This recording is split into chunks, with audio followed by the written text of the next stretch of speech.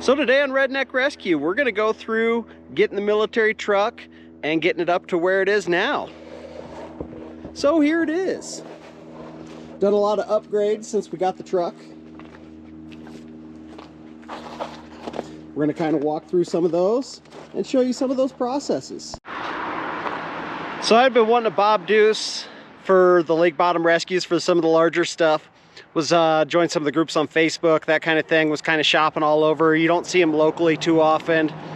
And I actually found this one on the Facebook Marketplace, just not too far off over in Pocatello here. I had our local trucking company, Mountain X, that I deal with a lot. They went and picked it up for me. Had sat around for a long time. The guy put Christmas lights on it, so it was covered in duct tape. Somebody had started the build but just hadn't finished. So it just required a lot of little details to finish everything up. Today here at Redneck Rescue, the real question is should we buy this military truck? It's got a 15,000 pound PTO winch on the front. It could be a good tow out unit.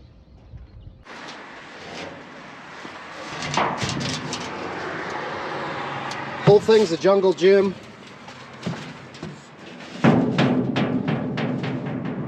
Did some blue underglow in the grill.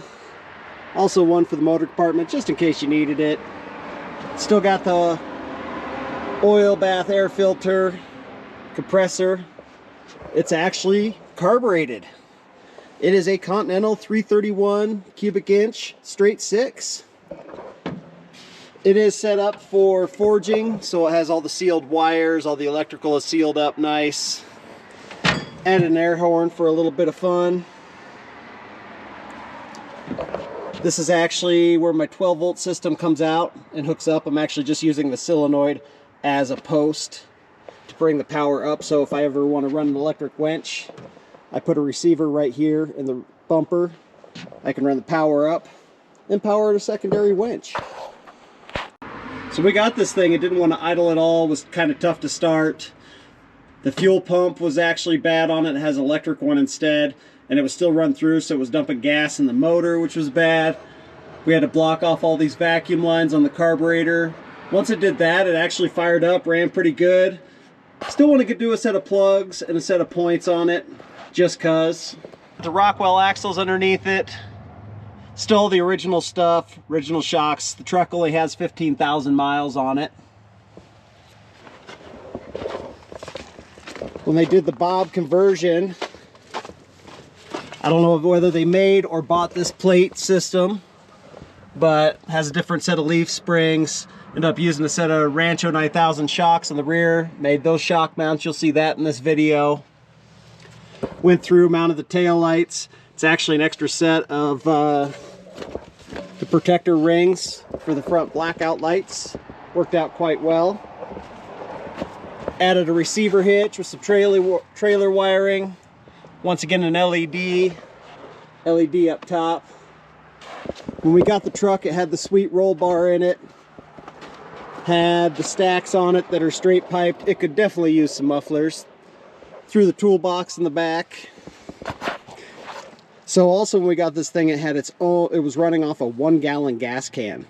So it was pretty short-lived. So I went through and bought a nice aluminum fuel cell, replaced it with that. The original one was all oxidized, it had holes in it. The one that was on it was rusty, so that was a big upgrade. We were able to fit our 12 volt battery inside with the rest of the batteries. I can actually rotate them in and out of series. Got the air system. The brakes are actually air assist, so they're hydraulic over air, so they're actually hydraulic at the cylinders, but they use air to assist. Kind of like your brake booster. Went through, just checked all the fluids, serviced everything, get it all up to speed. So pretty cool. They do have a divorce transfer case. You got the e-brake. So when we bought this guy, it had the 50-inch Michelins, but they're known for dry rotting out. So, and Michelin actually lost their contract with the US government because of those tires.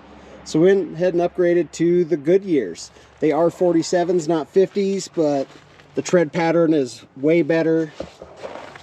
They don't dry rot. They will last a long time. They're a great bang for the buck.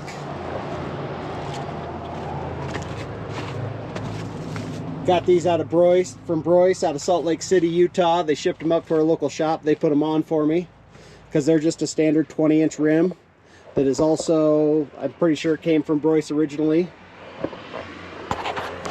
So this is what the interior looked like when we went down and checked the truck out in Pocatello, Idaho. So here's the interior. Had the leather seats when we got it. Done some upgrades, labeled some things, hooked up the choke. That wasn't hooked up originally. Added a cup holder, of course. Replaced one of the gauges. Also the air pressure light. We've got our stereo volume, our horn. This kicks on our 12-volt power right here. So then we've got interior lights for the cockpit. We've got LEDs on the outside, blue underglow lights. We've got a stereo, plus your charging ports, all that fun stuff. The 12-volt battery actually runs solely off its own battery that I can rotate in and out of the series of the 24s. Eventually I'd like to put a 12-volt charging system on it. Got your old ignition, plus all your headlights for the military truck. This would be your windshield wipers, your choke. This is the electric fuel pump. Added a nice big mirror. This is where the stereo hooks on. Got your low range. Then we've also got the PTO for the winch. So it's a high-low and operates with the clutch. Uses the motor with a direct drive shaft to the actual winch itself. The windshield's open, which is cool. It's got the fiberglass top. The windshield wipers are manual or vacuum operated. And every single window opens. So there's this little door in the floor. This thing's fun. So this accesses your brake reservoir under here. It is a single reservoir system, so that means if you lose a brake line, you lose all of your brakes. Went through, bled that a whole bunch. Got the proper purple synthetic fluid to put in there. This is a switch I wonder about. Forging. Sounds like fun. So it came with the blackout lights. So I went ahead and reinstalled those, got those operating again. Added some turn signals. We went ahead and put a synthetic line on the winch. Ditched the old cable. As you can see, it is PTO driven, so it has a drive shaft that comes all the way back from the transmission. Added some LEDs up front. Did go through and do some blue underglow just because you can. And here's some footage of that build process with a little fun afterwards. This was actually the day we went and checked the truck out to buy it. It's come a long way since then.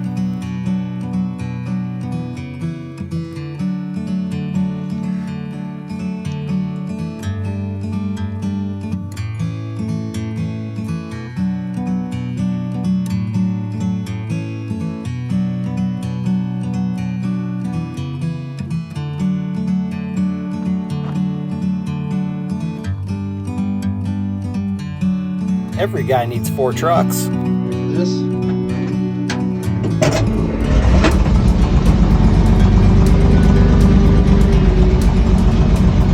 Purrs like a kitten.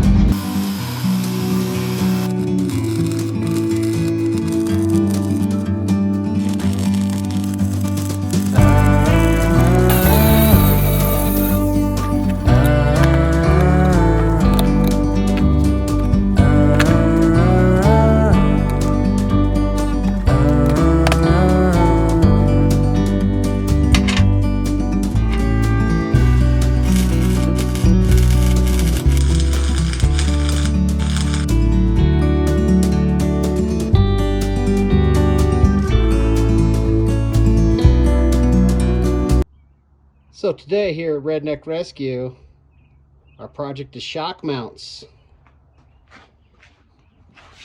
D-rings, and the first round of paint.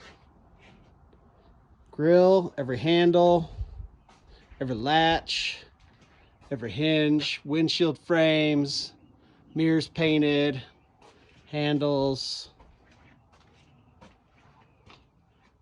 Left some of the original numbers. Cluster. It's just so satisfying.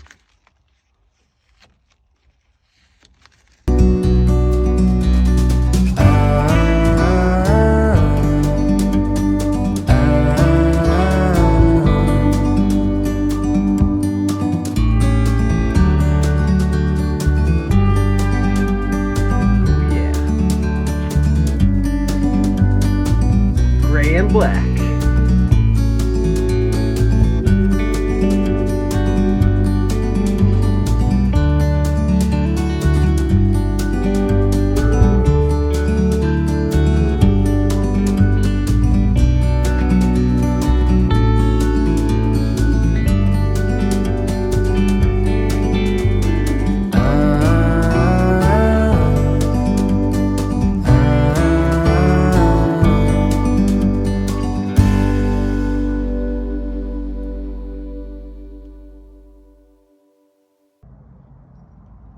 Yep, looks about right.